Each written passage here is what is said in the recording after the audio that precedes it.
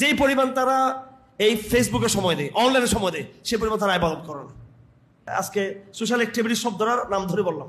Social activities, যারা general শিক্ষিত, যারা মাদ্রাসা পড়ুয়া, যে পরিমাণ তারা ফেসবুকে ইসলামিক ফেসবুকিং করে, কি ইসলামিক ফেসবুকিং করে, যে পরিমাণ তারা, এরা ফেমাস ব্যক্তি, এরা ফেমাস, এরা এমন ইয়াংদের মধ্যে এরা সে পরিমাণ রাত্রেবেলা ইবাদত করে না। এরা আপনার প্রেম ভালোবাসা আল্লাহর সাথে, আল্লাহকে ভালোবাসেন।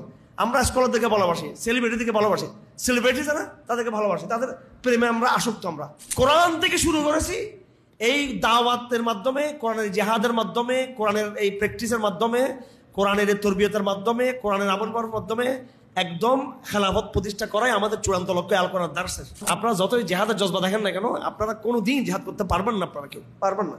কারণ যিনি তাহাজ্জুদ পড়তে পারে না, সে কি হিসেবে দুশ্মনের সামনে দাঁড়াবে? নিজের নফসের সামনে সে হেরে গেছে, কোরআন শরীফ সে ধারণ করতে পারে নাই, সে আন্তর্জাতিক শত্রু মোকাবেলা করতেই করবে।